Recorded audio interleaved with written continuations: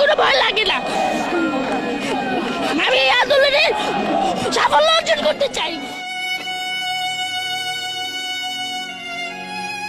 আমরা একটা শান্তিপূর্ণ আন্দোলন করতে চেয়েছি, কিন্তু ওখানে পুলিশরা এসে আমার ভাইদেরকে মেরে অশান্তিপূর্ণ আন্দোলন করে শুরু করেছে। সেজন্য আমি এখন এই আন্দোলনে অংশগ্রহণ করব। তুমি তো অনেক ছোট, একদমই বাচ্চা, তারপরও এই আন্দোলনে যুক্ত হয়েছে এবং সাথে মাও আছে। কেন আসলে আজকের এই আন্দোলনে এসেছো? কারণ আমার বড় ভাইদেরকে মারা হয়েছে, আমার আবু সাইদকে মারা হয়েছে, রংপুরে আমার বড় ভাই আবু সাইদকে মারা হয়েছে। সেজন্য আমরা একটা শান্তিপূর্ণ আন্দোলন করতে চেয়েছি। তার মধ্যে পুলিশরা এসে আমাদের ভাইদেরকে মেরে একটা অশান্তিপূর্ণ আন্দোলন করতে চেয়েছে। আমাদের কথা তারা গুলি করলো কেন?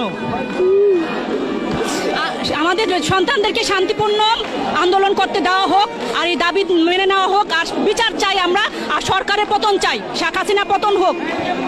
কান্না করো না। তোমার কি আজকে ভয় লাগে আসলে? না, আমার কোনো ভয় লাগে না। আমি এই আন্দোলনে সাফল্য অর্জন করতে চাই। এখন খালি একটাই দফা, এক দফা এক দাবি।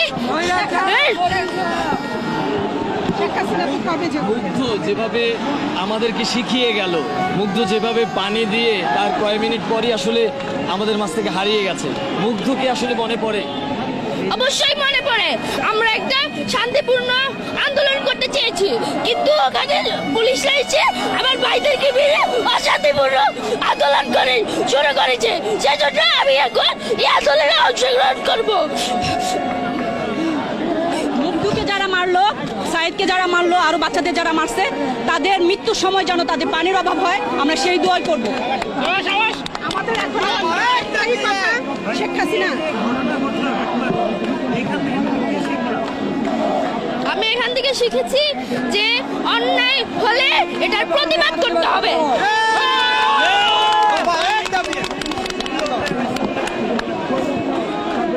এখানে কোটা নিয়ে এখানে কোটা না, গোটা দেশটারে সংস্কার চাই। এখানে কোটা নিয়ে অপরাধ করা হয়েছে।